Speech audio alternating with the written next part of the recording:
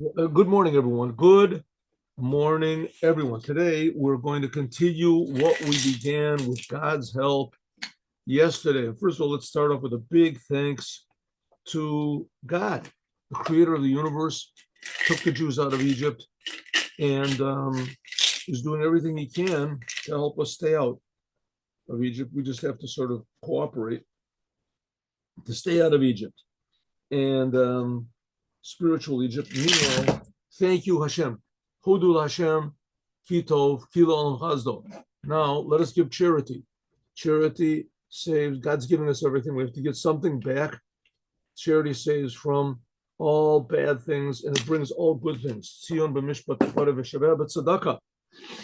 Okay, yesterday we learned about the lulav. We had a question. Why is it that we make a blessing on the lulav, on the four different types? And why? What's the question at all? Why not make a blessing on the lulav? Why not? Why don't we make a blessing on all four types? It says, well, because the lulav is taller, so we make a blessing on the lulav. It says, yes, but that's not a very good answer because it's an answer. It certainly is an answer, but the question is a little bit more serious than it seems.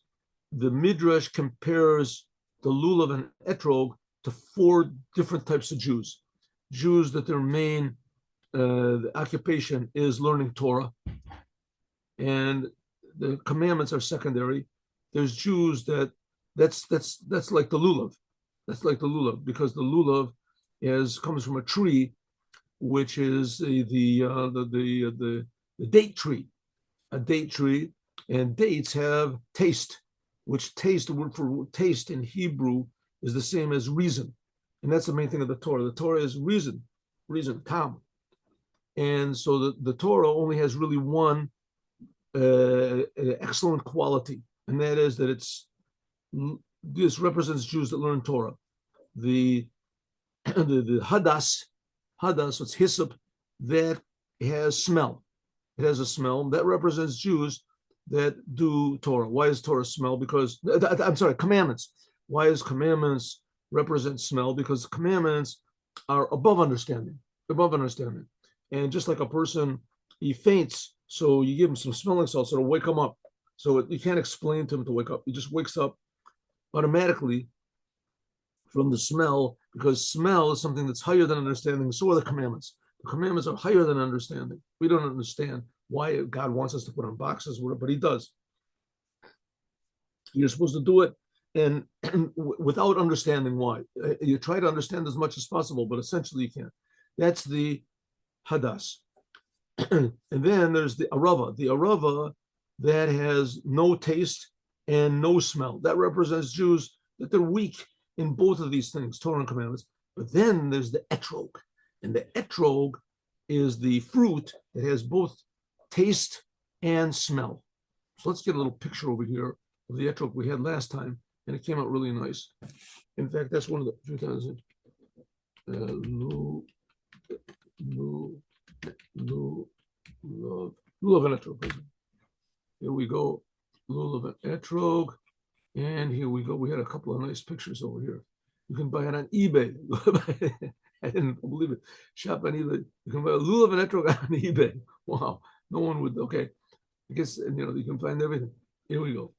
So here we have the four types of Chabad. Has nice pictures. Here we go. Nice pictures. See, there's the etrog, the lulav, the hadas, and the arava.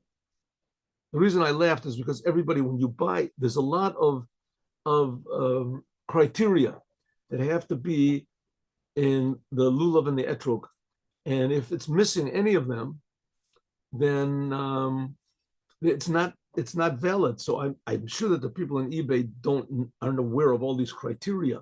I don't know. Maybe they are. Could be they are. How they send them in the mail, I don't know. Good. So here we go. So you should make a blessing on the etrog, because the etrog has both taste, representing Jews who learn the Torah, and smell, Jews that they excel in Torah and also in commandments. Why on the lulav? So the Rebbe says the reason is because the lulav that stresses mostly the Torah. And Judaism depends mostly on the Torah. The commandments, of course, have to be done. You have to do the commandments.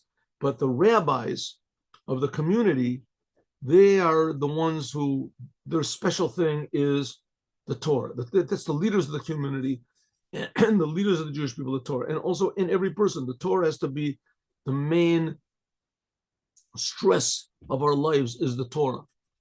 And the commandments, of course, also have to be stressed, but that's only secondary. That's only secondary. And that's like the lulav. That the thing that sticks out is that this is a Torah person, a person that lives his life according to the Torah, lives his life according to the Torah. But the main thing is the Torah. And also learning Torah itself. There's a commandment just to learn Torah, even if you're learning laws that have no relevance to you. For instance, there's a whole tractate called Yabama, of a Yibum, right? It's a strange law in Judaism that if a man passes away and he's married, a married man passes away and he has no children. He has no children. So his wife has to marry his brother. That's the law. The law does not apply today. The law doesn't apply today. For whatever reasons it is, but it doesn't apply. But there's a whole huge tractate about Yabama, right? We learned the laws of the high priest when he went into the Holy of Holies. It's only relevant to the high priest. And the laws were never relevant to the people. It doesn't make any difference. The Torah is the wisdom of God. And just putting the wisdom of God into your brain is a type of a unity that is not accomplished by doing the commandments. That's what we learned up to now. Good? That's what we learned up to now. Okay, now this is out. This we don't need, and this we do need. Here we go. Good. Yes. Okay. Oh, there's another thing. Lloyd them, so it comes out. So we make this bigger.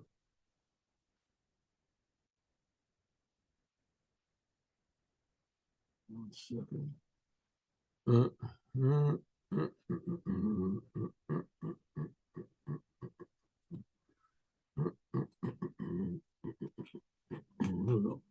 Lloyd them, according to this, what we just finished saying, what I just finished explaining to you. Vetman verstehen, now we can understand, was by lulav, which by the lulav we find bazundra inyan, another reason for the lulav that we should take the lulav, and the lulav is the main type of Jew. In fact, it has a certain, a certain characteristic, the lulav, which we have to use in every detail of our life. What is it? It moves. We shake the lulav moves back and forth, moves. We'll see. Was by lulav, the lulav we find bazundra's special thing, which is not by the other four types. What do we find by the lulav? What is it? I just told you. 1 second. Make this bigger. Is under a minion. We don't find it. They're Indian from Nanuim. The lulav moves. Huh? You take the lulav, it moves. Let's see, maybe we got a picture of them moving. Do I have a moving picture over here? I don't know if you do, but if you see oh, here we go. Here, let's see. We have an action picture here. I don't think we do. Anyway, when you take the lulav and etrog, you have to move it back and forth. Move it. There's also different customs on how you move it, but nevertheless, when you do, you shake the lulav back and forth, and that moves it. That's the thing of moving. Now, moving is very important in Judaism. Moving is very important in Judaism. A person has to be, here we go. Here is the nanuim. Hagam, even though that the holacha of a hova, that taking the etrog and moving it back and forth, so all shisha ktsavos, all 6 different directions, Vert Gatan is done with all the 4 different types, as Vert aber the nanuim, but the moving, the shaking of the lulav, their tracelin, kapeshuto means waving. The lulav and estrog defined no by the lulav, only by the lulav. Ubafrat, and especially opinion minhag Rabbusin, the custom of our rabbis, as nach yeder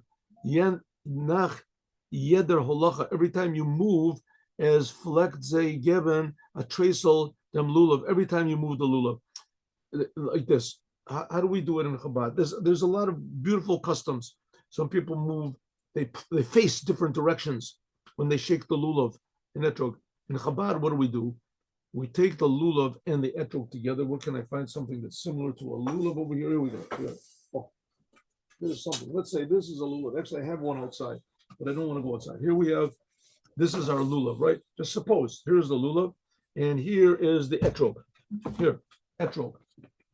Here is the Etrog. You heard the Etrog in your left hand, the lulav in your right hand, and then you have the other types are attached.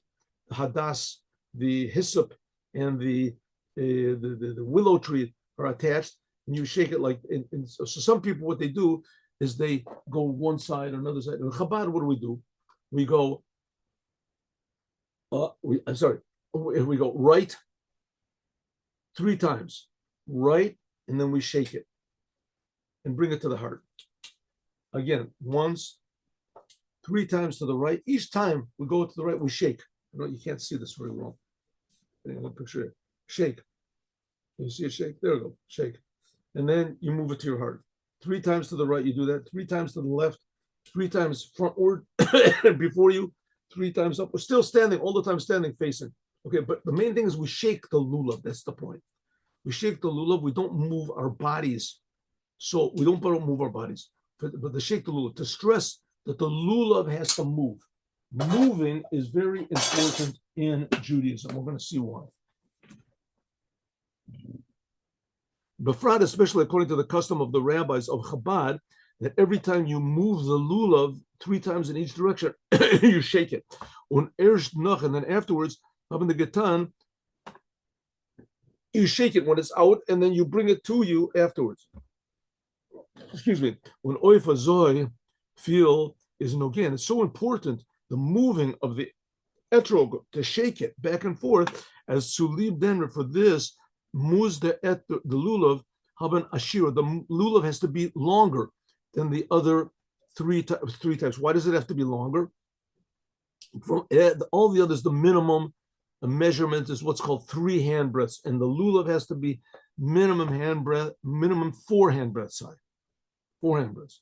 A tefach more from the hadassim, 1 tefach above the hadassim and the aravos. And it's really not, it really has to be actually more, because it has to be like the stem of it has to be, not the top of the leaf has to be higher. The stem has to be higher than the other 3 types. So it ends up that it's 2-3 tefachim higher. Let's say, the half of a foot higher, 6 inches, a foot higher than the other 2 types, than the hadas and the arava. The lulav has to be higher. Why? And the Talmud says, "Kadei lenanu," in order to shake it. Okay, now we have to remember again. I want to stress what we said yesterday, and that is that when we're talking here, this is not just talking about Judaism. This is not just talking about customs in the Jewish religion, and our customs are rituals, because this deals with Judaism, and Judaism is a religion. Like every religion has its its ceremonies and things like that, and ours are just a little more complicated. No, we're not talking about that. Only of course that's true. We're talking about the will of God, and God is the creator of the universe. God's creating you right now. If you're watching this, it means you have eyeballs, you have power of seeing. That's because God is giving it to you right now. It's not that He created the first man and he happened to be, through whatever his evolution or something, happened to be that he had eyes which are elevated, which evolved from a tadpole, which evolved from an atom, which evolved from a quark, who knows what. But you can say anything you want to, but the fact is that we're talking about right now. Right now, God is creating you. He's giving you power to see, to hear. He's giving you life. He's creating your body. He's creating the whole world that is around us. He's creating all the stars. There's angels. You read in the books of Kabbalah. There's these angels. You look in Isaiah, the angels. God's creating everything all the time. And the only time God personally himself ever revealed, the Creator revealed himself. The creation is pretty amazing, right? You can see God's hand in everything, and even more, you can even see godliness in everything. The only time He'd explained why He's doing it is when he gave the Torah to the Jewish people. And one of the reasons God said, I'm creating the world is so the Jews will take a lulav and an etrog and shake the lulav and etrog. It makes the world worthwhile for God. Does that make any sense? Absolutely no sense. But the world also makes no sense. Well, who passed the law of gravity, right? Somebody, all the angels met together and they said, let's make a law of gravity. What does it mean? What's gravity? Whatever goes up must come down. That's stupid. I don't like that law. Others says, I think it sounds nice. Let's make the law. Okay, let's take a vote. All the angels, 723 trillion, 744 billion trillion against the eyes have it, power of gravity. Okay, next law. Let's right. God himself decides there's going to be what there's going to be in the world, how it's going to be. and it makes no sense. It makes no sense why there has to be. Scientists can explain how things work. They can explain certain laws of nature, and it doesn't even make any difference if the laws are true or not. As long as they work, it's good enough. The example is the earth going around the sun. Does the earth go around the sun or the sun go around the earth? According to Judaism, the sun goes around the earth. But it works better if you say that the earth goes around the sun. So the calculations work, so use it. But the fact of the matter is not true. The fact is that this earth stands still. Does it make any difference? For our purposes, it doesn't make any difference. But there's truth. So the world can get along if the Jews don't do the commandments, right? You get the whole thing wrong, right? But God decided the reason he's making the world is so that the Jews will do the commandments. So, I mean, you can believe this or not. It's a pretty big package, what we're saying. And it doesn't make that much difference if you believe it or not, as far as practicality goes. But as far as the truth goes, right, it's much more important the Jews should know you have to do the Torah and you have to do the commandments. It's more important to know that than if the earth goes around the sun or the sun goes around the earth, which makes, I mean, we can see it doesn't make any difference as part of the calculations. Jews calculated the months precisely long before Copernicus came along and postulated that the sun is stable. But the commandments are something from the beginning of creation. God just revealed it to the Jews at Mount Sinai. So when we do a commandment, we're doing the reason of the creation. We're doing the essence of God's will. And that's why it's so important that we're talking about this, because the whole world depends on Jewish people doing the commandments. That's why it's so foolish. Those people say you don't have to do commandments anymore. Okay, you see that the world can get along without it. I mean, a lot of Jews don't do the commandments, unfortunately. But every Jew wants to do all the commandments because every Jew knows internally, essentially, that the commandments come from the source of good, the source of life. It's not just arbitrary religious laws. Okay, so one thing about the lulav is that it moves. The lulav is the highest one, and it has the thing of moving. The neshamas, the souls, are how they are above before they come into the world. They're called standing. The souls are called standing.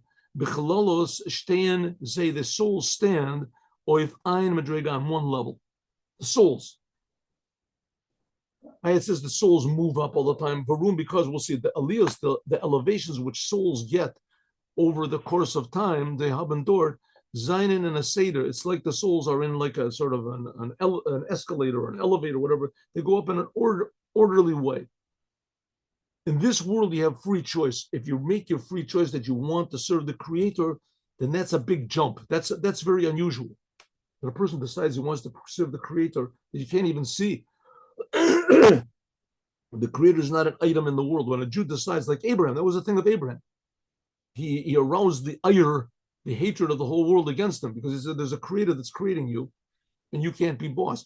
When a Jew decides he wants to serve the Creator, so this is a tremendous elevation to the soul. The soul as it is before it comes into the body, before it has free will, is called standing. Und durch dem, by means of this, the soul comes down into the body.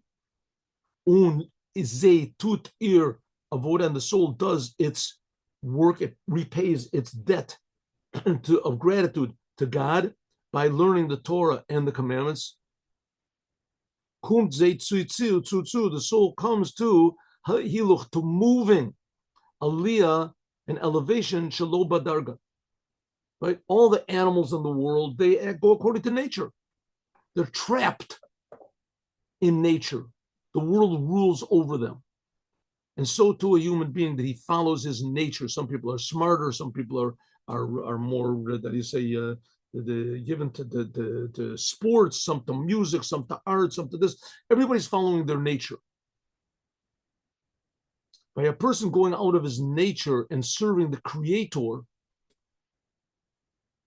that's a big novelty. That's a big novelty. And especially if you decide to serve the Creator according to the Torah. There are some people that are naturally spiritual people. They just spiritually oriented. There's some people who are naturally religiously oriented. They like religion, right? They like religion. They like sitting in a place and somebody telling them, you're going to burn in hell if you don't do according to our book.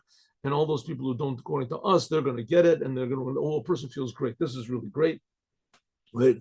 You're going to go to hell if you don't give all your money to me. I remember once, right? Anyway, throw your money up into the air. What stays in the air belongs to God. What comes down belongs to me. And people like that.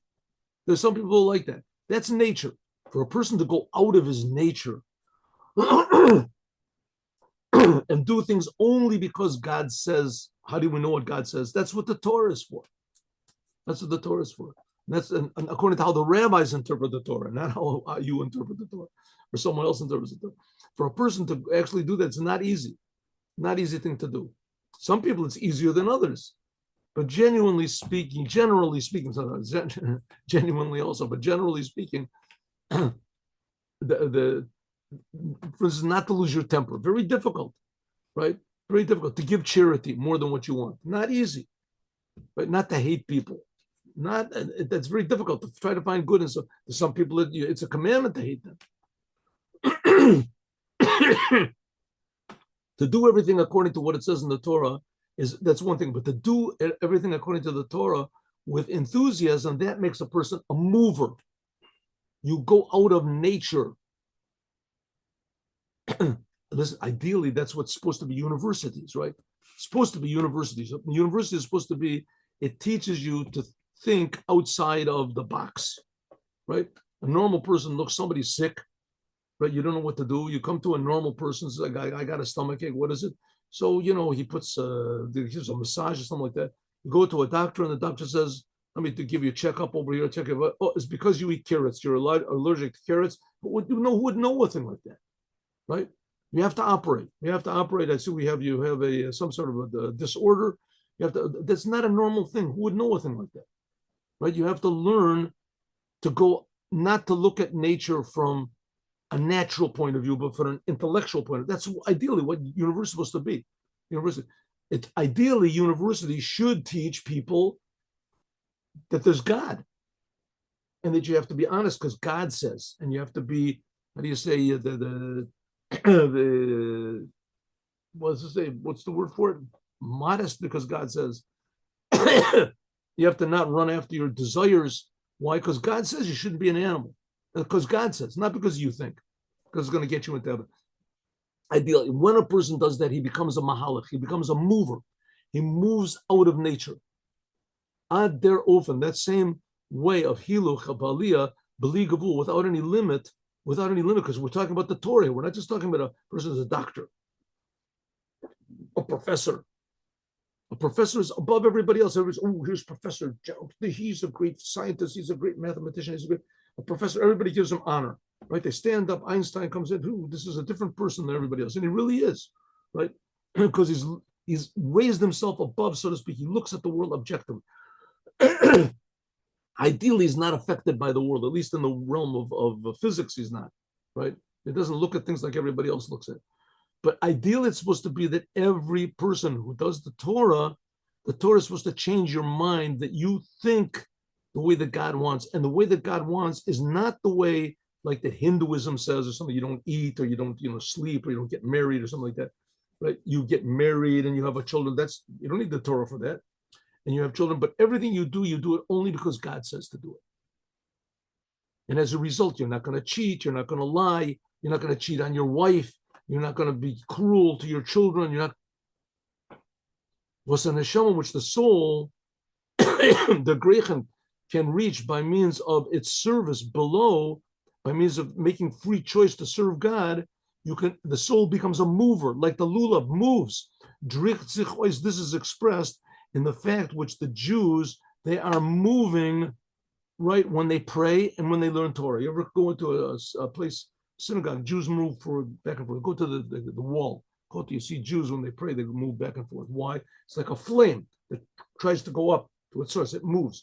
Al derech via state in Zohar, like it says in the Zohar, is the tam of them. The reason why Jews move when they learn Torah, because ner Hashem nishmas adam. It says the lamp of God is the soul of man. A soul, the soul of the Jewish people, is gegleichend, is compared to a ner, to a lamp, to a flame. Punkt via ner, just like a flame, shakelt sich, and moves back and forth. Val zieht sich, because it's trying to go to its source, its spiritual source. It was trying to move up. Zoi shakelt sich. The soul also moves in the time when it learns the Torah. That's what the Zohar says. The soul, the Jewish soul, moves at the time when it learns the Torah. The Torah this indicates as durich Torah, that by means of the Torah, as tzid din neshama, the soul moves to to be clinging with godliness. Huh? Therefore, if you see people, there's universities and places like that, and they learn Talmud. They learn the Talmud, right? When they learn the Talmud, nobody moves. You learn the Talmud, interesting book. An interesting book. Generally speaking, you see in the prayers of every religion has its prayers, right? People don't move back and forth when they pray, usually. I mean, I haven't seen all the different religions, but usually they're standing in one place, they're praying. The Gregorian chants, it's like a little taste of hell.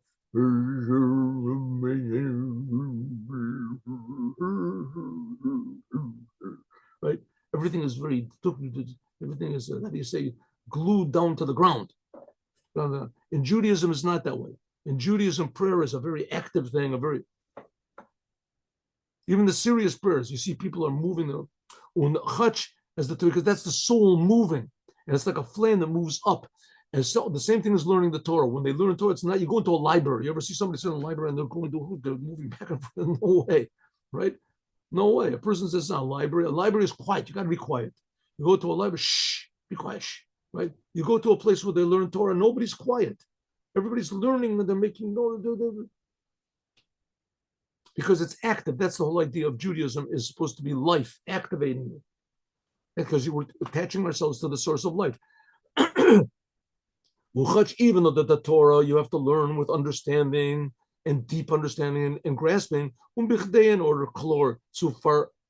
for undergekleben, in order to clearly, they say, discern an inyan and to understand a topic in the Torah, is darf men sich tiefen. You have to deepen your mind from mit yeshuv adas, and you have to be calm when you learn the Torah. But was das is hepech. This is the opposite of moving back and forth.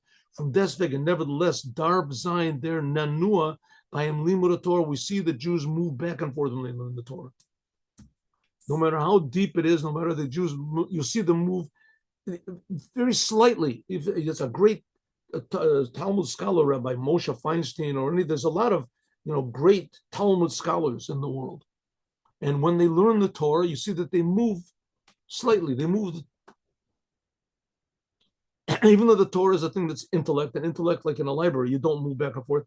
And the Torah is certainly intellect, and it's very deep, it's very complex. And you have to understand, but nevertheless, you see that people move when they learn the Torah. This indicates as also the Torah, VZ is, how it is in understanding, is really the wisdom of God. It's connected to the source of life. And no one understands what life is. And therefore, the soul moves back and forth. On one hand, you're understanding that, that's like a flame is attached to the wick, but the top of it goes up. The same thing that the Torah has to be attached to your understanding, but you realize that it's God's Torah that makes a person move. When the Yid, and also the time when a Jew is occupied with understanding the Torah, Darv Zayin Kentek, it should be noticeable the panemius that in his inside he is the panemius therefore the vekus that he's really learning the Torah of God. And that activates a person. That's what the Torah is supposed to be. And the godliness of the Torah, on the madrega, the level, and if a person learns the Torah and you don't move back and forth, right, when you're learning the Torah, it's a sign that it's just intellectual. It's just like you're learning a book like any other book, right? Like ancient Greek literature or something like that. You're learning it, a nice thing, right? A nice piece of, how do you say, of literature. Was is the emissary, okay, on the madrega, this level of moving without any, how do you say, toward the infinity. Infinity is not sort of a nice word, but because it implies sort of mathematical. So, but nevertheless, believable means unlimited, moving toward the Creator. This is a very basic thing in Judaism. We have to understand that God is so infinitely real that it's impossible to understand. God is so infinitely good that it's not in the category of understanding. He gives us understanding. But the point in Judaism is that God is not just this angel or something, the Wizard of Oz, he sits behind a veil or something. And God is this big angel and he controls everything. He knows he's got, wires. The whole thing is wired. There's video cameras everywhere, surveillance cameras, and he knows what we're doing and stuff like that. I mean, something like that is also true, but that's very, very external. It's very superficial.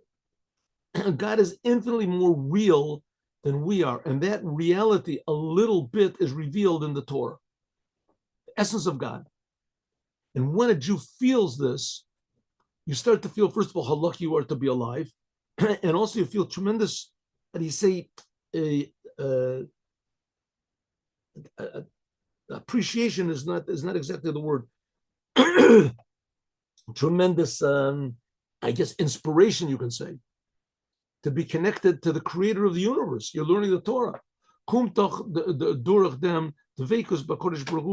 It comes through because when you're learning the Torah, because you are connecting yourself to the creator of the universe. Was is their emissary, which that's the true unlimitedness. Because as emisis devekus, true clinging to God is durach limud Torah, by means of learning the Torah, like we said before. As durach Torah, that by means of learning the Torah, is their ikr, the main thing of going is unlimited. Because on one hand, the Torah is a book like every other book, and on the other hand, it's being given right now by God. It's God's will and wisdom. The Rebbe, therefore, is their inyan, the whole idea of moving back and forth. This is relevant to the Torah. That's represented by the lulav. When Od did the vekas and this and clinging, this uniting of the Torah with the Creator is tut oif der hiluch. This causes a person to be moving in doing the commandments. That all of the commandments suddenly become more alive. Vidurch dem menanea, like a person who moves the lulav, is verita ninua oich in the Ibra meaning. So it moves all the other three types of the lulav and the esrog as well, right? So by means of moving the lulav, as it moves all the other three as well, the hadas and the arava and the etrog, they all move also. Let's see, maybe it even has a moving over there. 1 minute. Let's see. No, it doesn't. Yeah, it doesn't do it. Okay. Anyway, so by means of, here we go. Here we go, the picture. By means of moving this, which is the highest one, that's the lulav, is by means of that, it moves the others as well. So this represents the Torah, and the Torah, by feeling that the Torah really comes from God right now, is that makes us move. We're doing something infinite in this world. The ninua, the moving of the Torah, doesn't mean that the going beligavul was ver durach limud Torah, nor oich as the limud Torah gufo. We're not talking about, when we say that the Torah makes us move, it's not just that the Torah causes movement in everything we do, but learning the Torah itself, even like I said before at the beginning of the class, if there's no practical applications for what we're learning, right? You're learning about the Ben Sor of Amor. Here, there's a whole tractate in the Talmud about the Para Aduma, the red cow. Right? Tractate Para, the red cow. The red cow was a law only in the time when there was a holy temple. And you had to find a totally red cow, and there's all these different criteria for the red cow, and there was a special place where you had to slaughter it and you burned it. It's not relevant now. There's a whole tractate with all sorts of little details. Who can burn it? Who can slaughter it? Where it has to be slaughtered? What if the water gets mixed up? What if the water is not exactly the right type of water? And these laws are not relevant. Says the Rebbe, maybe they're not relevant to deed, but they are relevant certainly to connect yourself to the wisdom of God. Is Faran, there is an Indian from the Nuah, und das is Tzvei Pratim. And in this, there are two details. What are the two details?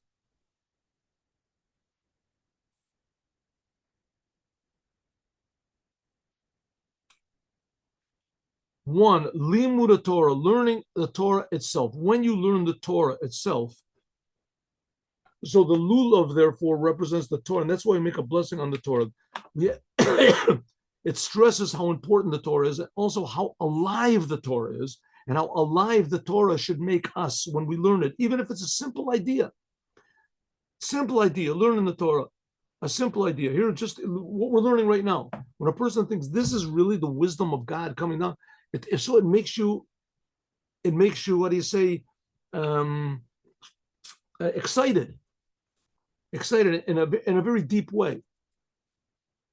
Learning Torah, Darv Zayin, in an open and away from La Pasha Lo B'Kol Yom. You have to increase learning Torah all the time. Here's another thing about moving in the Torah. When you learn the Torah, learning Torah has to be constantly increased. You can never be satisfied with what you did yesterday. You have to always add something a little deeper, whatever. So Moshiach Zan, you always have to add on every day. I am Lomed Torah, learning the Torah, Darv Tzukum, and you have to come to that has to be achieved when you learn the Torah. You have to always add on. I mean, there's so much Torah, it's so deep. Was das is einer. This is one of the unterschied. This is one of the differences between prayer and Torah. When the Jewish people pray, every day you pray the same exact prayers, like saying the book of Psalms. Every day the same words. In prayer, you're supposed to arouse your heart, but prayer you say the same words all the time. Is the Zelba Vachdag in every days of the week. Shabbat, every day of the week we say the same prayers. On Shabbat we say the same exact prayers, but the Torah every day has to be an addition. Listen, in prayer, ideally it's supposed to be every day is a little bit deeper, right? A little bit more, but nevertheless, you pray, you say the meaning of the words, your heart gets aroused, you think about it, and every day, if you connect yourself to God, have the same level of love of God every day in prayer, that's a wonderful thing, good thing. You want to add on, wonderful. But learning Torah is not praiseworthy. Learning Torah has to be added something every day, ideally. Listen, if a Jew just manages every day just to learn one sentence from a Mishnah, and that's all he can do, okay, that's all you can do. But a person has to know that if you're in extenuating circumstances, so you can do the minimum. You can do the minimum. But you have to know that that's the minimum, that there's much more is being expected from us, and we have much more potential. We have much more capability. Number two, Ein Adam Omed al Divrei Torah ela im kein nichshel b'hem. A person cannot really stand, does not really acquire words of Torah unless he makes mistakes. That's the law. You learn the Torah, it's a very, very important that you have to know the laws clearly and know what you're talking about. You know the laws clearly, you understand what you're talking about, and that's it. I got it all figured out. Then you start to teach somebody else, and the person that you're teaching says, one second, I don't think that that's right, what you say. You look, I see what, maybe according to what Rashi says, but now according to what Tosfos said. Oh, I didn't know that. In order to understand properly anything in the Torah, you previously have to have a shakla v'tariya. When you learn Torah, that's why usually learning Torah is in pairs. what's called a chavruta. You learn with somebody else. Why? Because when you learn the Torah, as that person corrects you, or at least gives the way he understands it, and then you argue. I don't think you're right what you're saying. And not only that, if you look in the Talmud is packed with arguments. The Mishnah is packed with arguments. Even the first Mishnah in the Talmud with brachas, there's an whole argument, right? About until when can you say Shema in the nighttime, right? Some people say different opinions. Rabbi Elazar says like this, and the Chachamim say like this, and Rabbi Yeshua says like this. All these people have different arguments. Why? Why do they have? Because learning Torah demands listening to other opinions and correcting yourself if necessary, or correcting the other person if necessary. Free or kumtois. First, it comes out a seichel lomed, that a person understands something in the Torah one way, as the svora is often like this. This is the way it is there enough. Then afterwards, it comes by him. What in a way, another way. Speter later on, zet air in them, a driter. All of a sudden, you say no, a third way of understanding. When a zoe is there, mananea, that's a person. Therefore, he moves. When you're learning the Torah is constantly moving. Baveget di svora, he changes, he moves his mind, what's called all the 6 directions.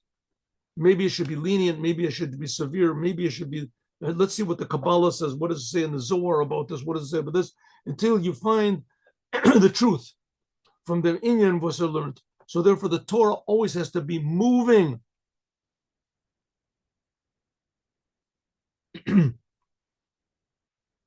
So now we can understand from this another thing.